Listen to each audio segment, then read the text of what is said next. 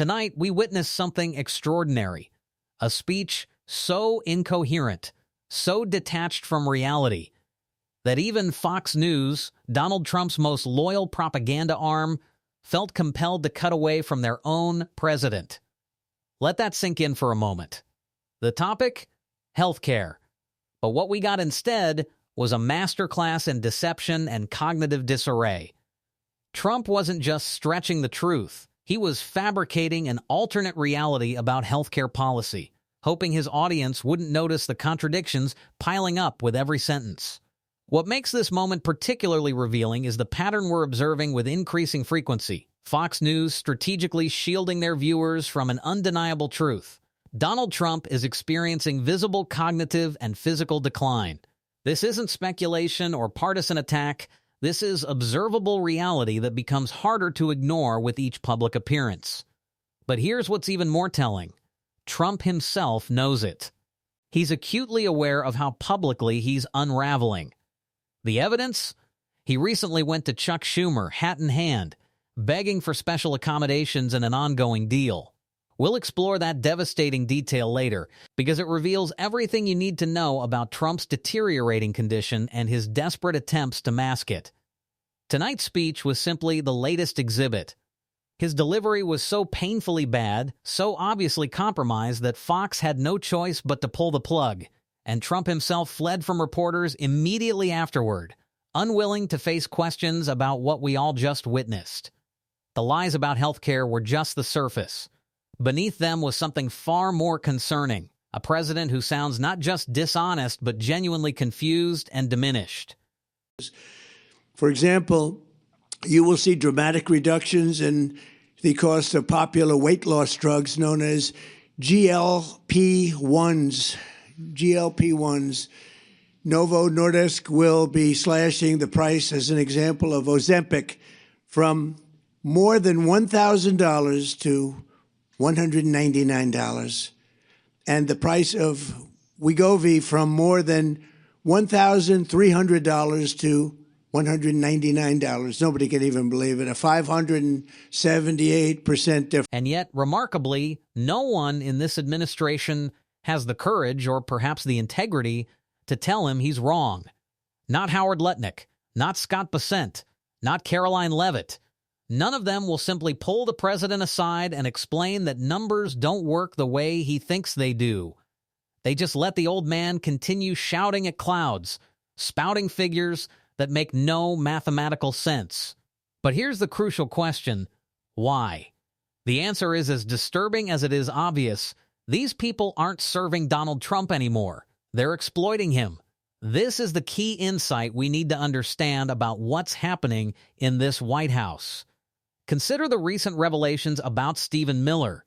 He's reportedly set up a private Signal chat with Trump, a direct line where he feeds the president information throughout the day, deliberately bypassing and undermining everyone else in the White House. Why? Because Miller recognizes this moment for what it is, his opportunity to seize control. Time to grab the reins while the nominal leader can barely hold them. Even Christine Noem practically admitted Trump isn't really running things anymore. During their very public feud, she let slip what everyone inside already knows: there's a shadow presidency happening in real time. The pattern is unmistakable. Everyone around Trump has figured out the formula. He just wants to post on social media, eat hamburgers, watch Fox News, and maybe build some gaudy monuments to himself. We'll get to that absurdity shortly. As long as they keep him entertained and his ego stroked, they're free to pursue their own agendas, enrich themselves, and consolidate their own power. And enrich themselves they certainly are, particularly through market manipulation. Trump has essentially given his administration a green light to trade on insider information, especially around his chaotic tariff announcements. In fact, he was mid-rant about tariffs when Fox finally pulled the plug on tonight's speech, at which point Trump immediately fled from reporters rather than face questions. The man who claims to be the greatest dealmaker in history can't even control his own administration or finish his own speech. Every industry is coming here. We're taking in more than $18 trillion into the United States because of tariffs. companies, the only way they can avoid them is to build. Here, they avoid paying the tariff. Now, they've been doing that, countries, to us for 30 years. That's how we lost so much business. They were drying up our country.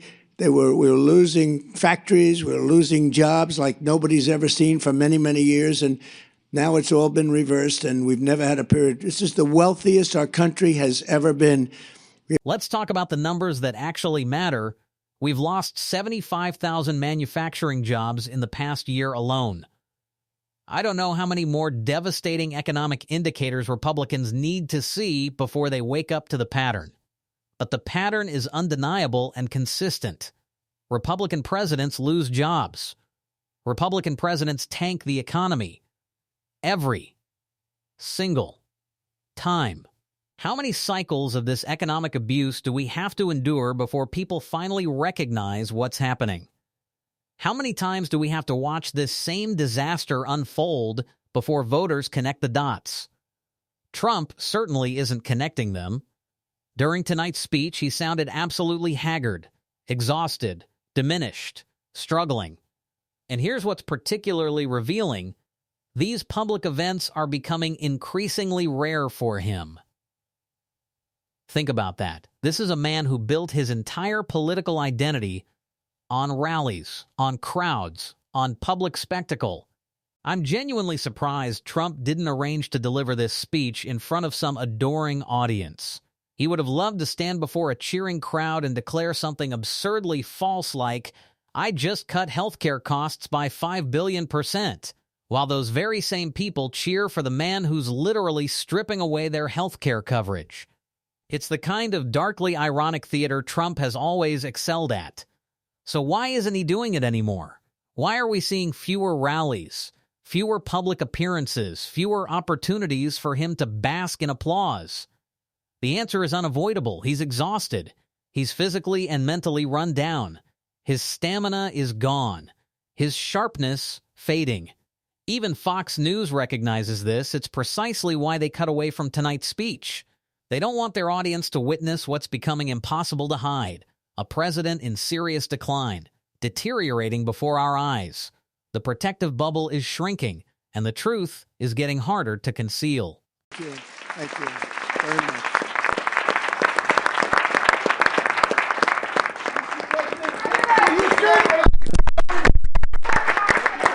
Even Fox News is now cutting away from Trump's speeches. Let that reality settle in. His most devoted media ally, the network that built its entire brand around defending and promoting him, can no longer stomach showing their audience what Donald Trump has become. A haggard old man shouting at clouds, fabricating numbers out of thin air, whether about tariffs, healthcare, or anything else that crosses his deteriorating mind. But it's not just Fox participating in this coordinated cover-up. Trump's own handlers, the people closest to him, clearly don't want him speaking publicly any more than absolutely necessary. The strategy is obvious. Minimize exposure, limit unscripted moments, keep him away from situations where the decline becomes undeniable. And tonight proved exactly why they're so desperate to control his appearances. The moment Trump wrapped up his disastrous healthcare speech, he bolted. No questions. No follow-up. No opportunity for reporters to probe the nonsense he'd just spewed. He was out of that room as fast as his swollen ankles could carry him, fleeing from accountability like a man who knows he can't defend what he just said. Listen to this. Reporters shouting after the President of the United States as he rushes away.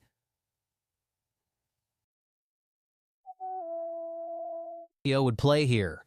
That's not the behavior of a confident leader. That's the behavior of someone who knows he can't face scrutiny. Someone whose handlers have clearly instructed him, say your lines, then get out before anyone can ask you to explain yourself. This is who Donald Trump is, and this is who he will remain until the end. But I want to focus on something I mentioned at the beginning, something that reveals everything about Trump's current state. His cognitive decline, his physical deterioration, his confrontation with mortality itself. The story involves Chuck Schumer And it's a moment where Schumer has the opportunity to do the right thing. Whether he will remains to be seen. But if you want to understand the state of Donald Trump's health, mentally, physically, existentially, this tells you everything you need to know. According to reports, Donald Trump wants to rename Dulles Airport and New York's Penn Station after himself. He's asked Senator Chuck Schumer for support, offering to release funding for the Gateway Infrastructure Project in exchange. Read that again. Donald Trump is holding critical infrastructure funding hostage in exchange for having his name plastered on airports and train stations. Donald Trump is dying. Not in the way we all are, the inevitable march toward oblivion that comes for everyone. I mean, he's dying right now, and he knows it. He's confronting his own mortality in real time, and it's consuming him. He started this morning rambling about how he doesn't think he's getting into heaven, complaining that the media reports it seriously when he says it, insisting it's just a joke. First of all, it is serious, and second, he's right to worry. Heaven isn't happening for Donald Trump. Even he knows that, but the fact that he's fixating on it reveals everything. Why do you think he renamed the Kennedy Center after himself? Why do you think he actually closed the Kennedy Center? Because Trump wanted to see his memorial while he's still alive. He wanted to stand there and look at the John F. Kennedy and Donald Trump Memorial, which, let's be honest, I quite like the phrase Trump Memorial. Not memorializing Trump, mind you, but the idea of it being his memorial. I'm looking forward to that day. Why do you think he wants the giant arch? Why the ballroom with plaques? Why all these desperate monuments to himself right now? Because he's trying to cement his legacy before he's gone. He genuinely believes these marble facades and alabaster monuments will determine how history remembers him. It's darkly ironic that a man who doesn't read history, who doesn't understand history, thinks he gets to shape it, but why wouldn't he believe that? Yeah, and Trump has spent his entire presidency attacking, undermining, and attempting to erase American history, from having his impeachments removed from the Smithsonian to systematically dismantling Black history education across the country. He thinks he can simply rewrite the record through brute force and spectacle. But here's the truth he can't accept. His legacy is already written. January 6th, the assault on democracy, the worst president in American history, the man who told Americans to inject bleach, the president who was so catastrophically incompetent and dangerous that he somehow got elected again. Because Americans can be that foolish and he can be that manipulative. Your legacy is written, Donald. No amount of alabaster or marble or arches will change a damn thing. We know who you are. We know who you were. And we will always despise you for it. Your name on a building won't change that. They will take it off from all your buildings eventually. It's inevitable. And Trump can't reckon with that reality. That's why the Kennedy Center is closed. Trump can't stand to imagine that all the monuments he's desperately trying to build over these next few years will become public toilets, markers of shame that no one will want to associate with. People who endorsed Trump, who supported him, who stuck their necks out for him, I'm looking at you, podcast bros, are already walking it back. I didn't know any better. I couldn't have imagined this. Nobody saw this coming. There will come a day when people who were deep in MAGA will pretend they were never part of it. Some will cling to the cult, sure. But as Trevor Noah once observed, you can never find anyone who admits they supported apartheid after the fact. After these moments pass, no one wants to admit it was them. Everyone wants to be on the right side of history. Donald Trump is not on the right side of history, and there's nothing he can do to change that. That's what he's reckoning with right now. So when you watch this haggard, deteriorating Donald Trump, so visibly diminished that even Fox News can't bear to show him, just remember, he sees it too. He's thinking the same thing. I cannot be seen like this. I want to change it, but he can't, and he won't. That's the sad reality he has to decompose in. So if one thing brings you joy today, know this. He hates it too. Part 6, why they're erasing Black history and why it matters now. And I mentioned earlier the systematic assault on Black history that we've seen from this administration, It started immediately, and many people rightfully observed that, of course, Trump hates black people.